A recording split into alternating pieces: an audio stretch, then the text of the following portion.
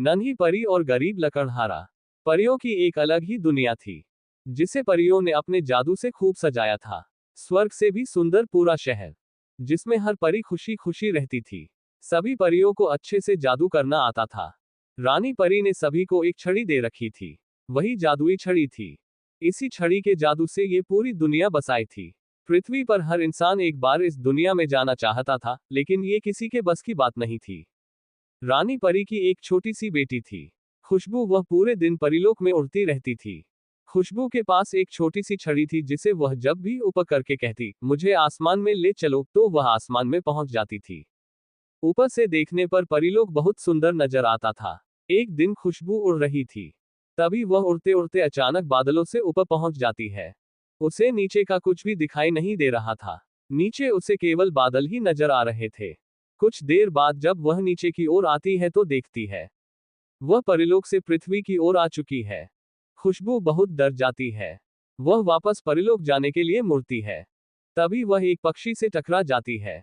टक्कर होने के कारण उसके हाथ से छड़ी छूटकर नीचे गिर जाती है। खुशबू को अपनी छड़ी को ढूंढने के लिए धरती पर उतरना पड़ता है, क्योंकि उस छड़ी के खो जाने पर उसकी जादुई शक्तियां भी कुछ देर में खत्म हो जाती। खुशबू जब नीचे आती है तो वहां एक जंगल था। खुशबू बहुत डर जाती है। वह एक घास के मैदान में जाकर अपनी छड़ी ढूंढने लगती है। लेकिन बहुत देर ढूंढने के बाद भी जब छड़ी नहीं मिलती तब वह रोने लगती है। दूसरी ओर खुशबू के न मिलने पर रानी परी बहुत चिंतित हो जाती है। वह अपने सिपाहियों को उसे ढूंढने के लिए भेजती है। खुशबू परी की रोने की आवाज सुनकर पास ही एक घर में एक लकड़हारे की पत्नी जाग जाती है। वह अपने पति से कहती है, मुझे लगता है कोई बच्चा रो रहा है। ये सुनकर लकड़हारा अपनी कुल्हाड़ी उठाकर बाहर चल देता है। तभी उसका 5 साल का बेटा मोहित कहता है, पिताजी मैं भी आपके साथ चलता हूँ, कहीं ये कुल्हाड़ी देखकर बच्चा डर न जाए। दोनों बाप बेटे उस दिशा में चल देते हैं जहां से आवाज आ रही थी। लकड़हारे को एक छोटी सी परी रोती हुई दिखाई देती है। वह उसके पास जाने लगता है। तभी मोहित कहता है, रुको पिताजी मैं जाकर पूछता हूँ। लेकिन लकड़हारा कहता है, नहीं बेटा, कहीं इसने तुम्हें नुकसान पहुंचा दिया तो क्या होगा। मोहित कहता है, पिताजी वह कितनी परेशान लग रही है, मुझे जाने दीजिए। मोहित चुपचाप उसके पीछे जाकर खड़ा हो जाता है। तुम कौन हो, यहाँ कैसे बैठी हो और रो क्यों रही हो। खुशबू परी पीछे मुड़कर देखती है तो डर जाती है। वह वहां से जाने लगती है। तभी मोहित उसे रोकता है, रुको परी रानी, मुझसे डरो नहीं, मैं तुम्हारी मदद करने आया हूँ। खुशबू परी कहती है, माँ ने कहा था इंसानों के पास नहीं जाना चाहिए। मोहित उससे कहता है, मेरी माँ कहती है कोई भी परेशानी में हो उसकी मदद जरूर करनी चाहिए। वहां मेरे पिता खड़े हैं, वो भी तुम्हारी मदद करने आए हैं। ये सुनकर खुशबू परी कहती है, मैं गलती से अपने घर से बहुत दूर आ गई, यहाँ मेरी जादुई छड़ी गिर गई है, जिसके कारण मैं घर नहीं जा सकती। मोहित उसे कहता है, तुम हमारे घर चलो, वहीं रुक जाना, अभी तो रात है, हम सुबह तुम्हारी छड़ी ढूंढ लेंगे। यहाँ बहुत से जंगली जानवर आते हैं तो तुम्हें नुकसान पहुंचा सकते हैं। खुशबू परी उसकी बात सुनकर उसके साथ चल देती है। मोहित अपने पिता को सारी बात बता देता है। तीनों घर पहुंच जाते हैं। मोहित की माँ छोटी सी परी को देखकर बहुत खुश होती है। वह कहती है, खुशबू तुम हमारी मेहमान हो, यहाँ आराम से रहो, लेकिन सुबह अंदर ही रहना, नहीं तो किसी ने तुम्हें देख लिया तो तुम्हें पकड़ कर ले जाएंगे। खुशबू बहुत खुश होती है। मोहित की माँ उसे खाना देती है, जिसे खाकर खुशबू कहती है, ये तो बहुत स्वादिष्ट है, मैं अपनी माँ को बताऊंगी। अगले दिन सूरज निकलते ही मोहित अपने पिता के साथ छड़ी को ढूंढने निकल पड़ते हैं। लेकिन बहुत ढूंढने के बाद भी उन्हें छड़ी नहीं मिलती। शाम को दोनों थक हार कर घर आ जाते हैं। खुशबू ये सुनकर बहुत उदास हो जाती है। उसे अपनी माँ की याद आ रही थी। वह रोने लगती है। मोहित और उसकी माँ उसे चुप कराते हैं। अगले दिन दोनों बाप बेटे फिर से नई जगह छड़ी ढूंढने जाते हैं। जब उन्हें कहीं भी छड़ी नहीं मिलती तो वे अपने घर के लिए खाने का सामान लेने बाजार में जाते हैं। लकड़हारा जब सामान खरीद रहा था, तभी मोहित की नजर पास ही में सुनार की दुकान पर रखी एक छड़ी की ओर जाती है।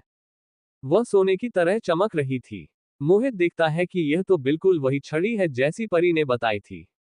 मोहित अपने पिता को सारी बात बता देता है।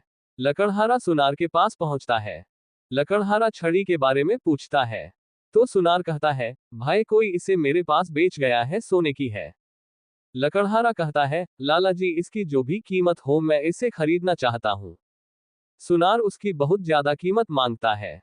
जिसे सुनकर लकड़हारा कहता है, तुम इस छड़ी के बदले मेरा मकान और मेरी जमीन ले लो। नार मान जाता है। वह लकड़हारे से कहता है, कल मैं आऊंगा, तू मकान खाली कर दियो। ये ले छड़ी। मोहित छड़ी लेकर बहुत खुश होता है। दोनों घर आ जाते हैं। मोहित खुशबू को छड़ी दे देता है। खुशबू छड़ी पाकर बहुत खुश होती है।